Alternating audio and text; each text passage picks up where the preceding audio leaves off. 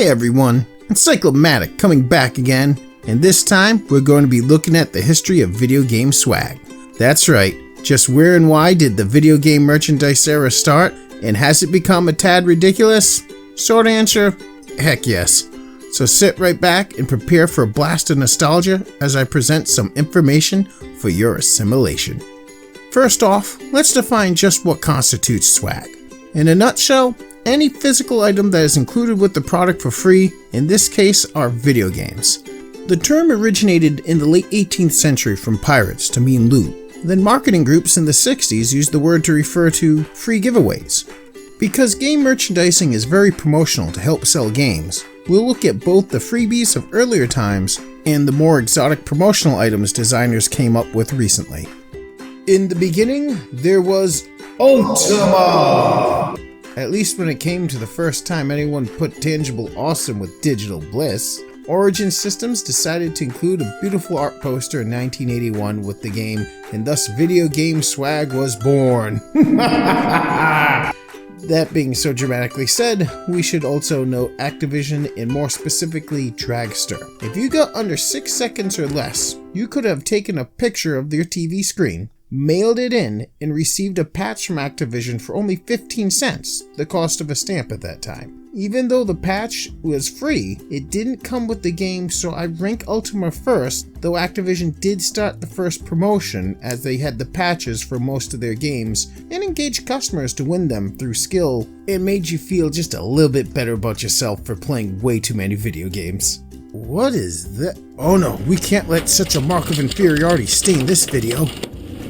Hasta la never, radiation finger. It's not too big of a secret video games were really limited in graphics and scope due to their small size and old hardware, so some companies wanted to increase the gameplay impact by providing swag to feel more immersed and connected to the game. Something you could feel. Wait, that's it. Feelies. Enter Infocom, as they coined the term feelies and used them to enhance the gameplay of their text-based games. The first video game to give us copious amounts of extras was Deadline from Infocom, a great detective game where you had to solve a murder case using not just the game, but also the feelies included. You received an inspector's casebook, a plastic bag with 3 white pills. Sure hope no kids tried to swallow those. Back then it was swag before safety. It also included interview notes, picture of the murder scene, lab report, and some letters and memos. Quite the haul. Which brings us to Infocom's most famous title, Zork. Released in December of 1980, giving the world its first look into the great underground empire.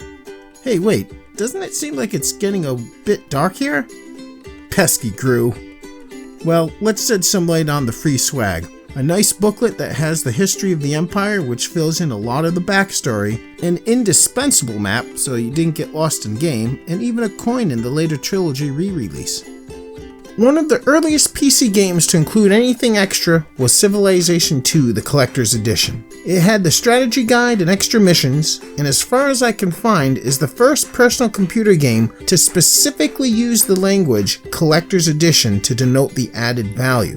Moving on to consoles. Let's take a look at Nintendo's classic 8-bit system. Now, Nintendo wasn't big on deluxe game sets, but there were 3 worth talking about. The Legend of Zelda came out in February of 1986 and had a pretty cool map that came with it, detailing the items, the monsters, and where you could go in the game. I always like to strategize before a game, especially if I needed something to read while in the bathroom. Next up is Rad Race, one of, if not the best racing game on the classic console. It came with 3D glasses and could turn on the 3D effect. Most people say it made it look horrible without really getting a good sense of depth. For me though, I just get a headache watching it. But that brings us to Final Fantasy. Wow.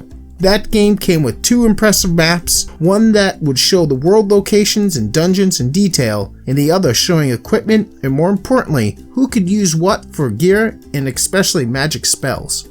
Now we look at Genesis, and the very bizarre Echo the Dolphin, which had a Mega Drive version of this awesome game that helped to support a real dolphin at the London Aquarium. You received a t-shirt, cassette with music on it, official adoption certificate, swag that saves. Now that's pretty cool. We also have Maximum Carnage, which was released for the Genesis and Super Nintendo. If you bought it from QVC, well, only 5,000 were made and came with 3 pins and a comic book, and consider yourself lucky, as this is very rare to find today. Game merch at this time evolved more into keepsakes and collectibles to entice sales of the games, as the video game market was still growing.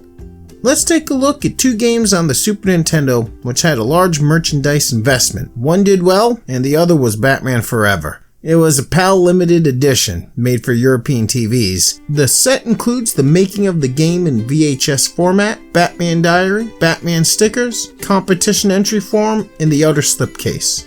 Fire Emblem 5 Thracia 776 stands out as the last Super Famicom game to be developed and released, while also having high sales numbers. And one major reason was the insane merch you received with it. You got 2 adorable plushies, some collectible trading cards, a cloth map, and a VHS on how to play the game. All in Japanese, obviously.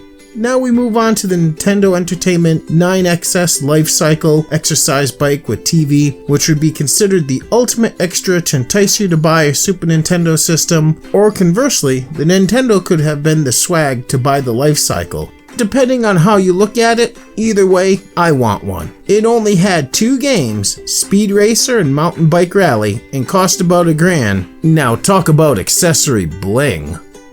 I have a nice Dreamcast title I want to mention, Shenmue. There was a limited edition that came with a CD of in-game music, some nice swag, and only 30,000 copies were made. Here's a quick fact. It cost $47 million to make Shenmue, which made it the most expensive game ever developed at that time.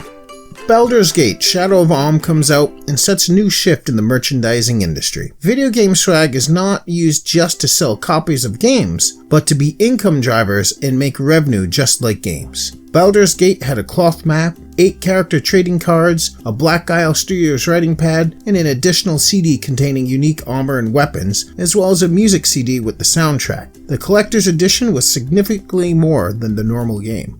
In the light of bigger, better, and more merch, we need only take a look at Batman Arkham Origins. It came with a statue that lit up, had a secret compartment hiding a black mask, huge game secret back then. There were art books, evidence bags, sketches, cards, glow-in-the-dark map, a Blu-ray documentary, just to name a few, and it was a vast collection of game swag. Then in the last few years, the trend has gotten out of control. Just look at Saints Row 4, the $1 million edition. It was $1 million! You can clearly see in the picture what came with it, but it was never sold. It was more for advertising than a serious offer. Of course, there were some pretty bad flops that got the wrong kind of press as well, such as Klax, the video game. During a Japanese arcade show in the 90s, a pack of Klax-themed cigarettes were passed out. On the side of the carton it said Klaxers don't need drugs, which is incredibly ironic. The game was as bad as the swag was for the lungs. And there you have it, folks. That is the history of video game swag and merchandise in a nutshell. Until next time, my Encyclomaniacs. Thanks everyone for watching this video. Please like and hit subscribe. There will be many more videos coming out just like this. Until next time.